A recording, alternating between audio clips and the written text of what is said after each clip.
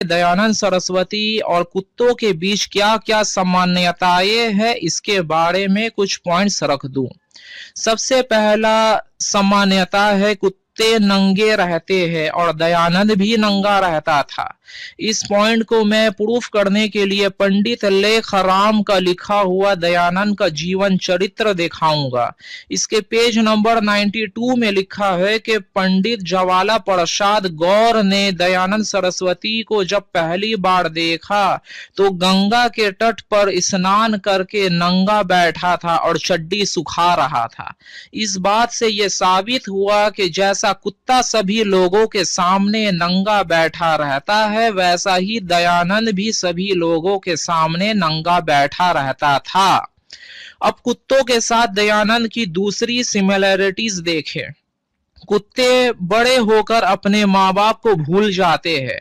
वो ना ही किसी किस्म के सेवा करते हैं अपने माँ बाप का और ना ही किसी किस्म का काम आते हैं अपने माँ बाप की। इसी तरह दयानंद भी कुत्तों के भांति जिंदगी भर अपने माँ बाप का सेवा नहीं किया और इस बात को उसने खुद अपने जुबान से एक्सेप्ट किया अपने आत्मा कथा के अंदर, जो उसने खुद अपने हाथों से लिखा।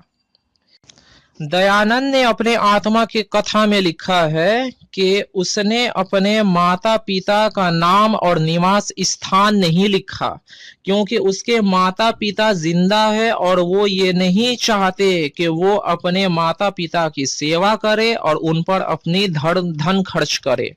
लिहाजा साबित हुआ जिस तरह कुत्ते अपने माता पिता से कोई मतलब नहीं रखते, उसी तरह दयानंद भी अपने माता पिता से कोई मतलब नहीं रखता था।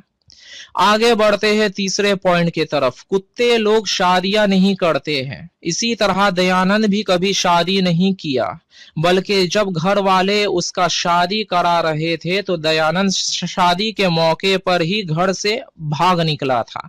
हिंदू धर्म कोश राजबली पांडे ने भी अपनी किताब में इस बात को लिखा है। लिहाजा साबित हुआ जैसे कुत्ते कभी शादी नहीं करते, वैसा ही दयानंद सरस्वती भी कभी शादी नहीं किया। चौथे पॉइंट की तरफ आते हैं। कुत्ते जो होते हैं वो 10-10 बच्चे पैदा कर देते हैं। इसी तरह दयानंद भी सत्यार्थ प्रकाश के चौथे समोल्लास में लिखता है कि स्त्री और पुरुष मिलकर 10 बच्चे पैदा कर सकते हैं। यहां भी बच्चा पैदा करने के मामले में दयानंद कुत्ता साबित हुआ।